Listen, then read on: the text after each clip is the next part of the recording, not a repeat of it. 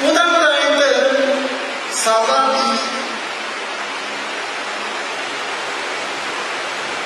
അർത്ഥം നമ്മുടെ സഭയാണ്. ദേവാലയം എന്ന വാക്കിന്റെ മൂന്നാമത്തെ അർത്ഥം സഭയാണ്.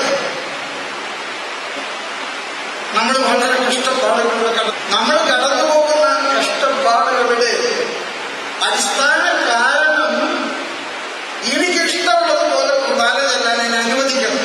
ഈ കൂടാരം എങ്ങനെ പണിയണം, വിളക്കെവിടെ കൊളുത്തണം, നീ ഈ പുസ്തകം അവിടെ വെക്കണം, അവിടെ എന്തൊക്കെ ഉണ്ടായിരിക്കണം, അത് ദൈവത്തിന്റെ നിയോഗമാണ്. അത് ദൈവമാണ് നിശ്ചയിക്കുന്നത്. എന്റെ സൗകര്യവും എന്റെ ഇഷ്ടവും അനുസരിച്ച് ചെല്ലാനുള്ള ഒന്നല്ല നമ്മുടെ ആരാധന. അതുകൊണ്ട് തന്നെ സഭ എന്ന് പറയുന്നത് ഇന്നത്തെ വായനയെ മനോഹരമായിട്ട് വായിച്ചപ്പോൾ പറഞ്ഞു, അത് ക്രിസ്തുവിന്റെ മൗലിക, it is the body, mystical body of Christ. It is the mystical body of Christ. അതുകൊണ്ട് തന്നെ ഞാൻ ചിലപ്പോഴൊക്കെ അച്ഛന്മാരോട് പറയാറുണ്ട്, ബൈബിളിലെ ഒരു വരി മാറ്റാൻ നമുക്ക് അവകാശമില്ല.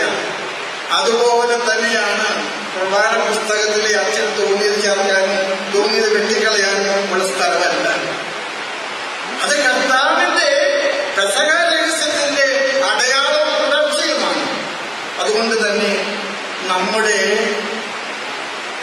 വിശുദ്ധ കുർബാനയും ആരാധനക്രമവും പരിപാവനമായിട്ട് സഭയുടെ മൗലിക ശരീരത്തിന്റെ അടയാളങ്ങളാണ്.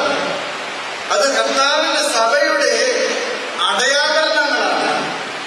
അത് സഭ നിർദ്ദേശിക്കുന്നത് പോലെ, സഭ ആഗ്രഹിക്കുന്നത് പോലെ ചെയ്യാനായിട്ട് നമുക്ക് കഴിയട്ടെ.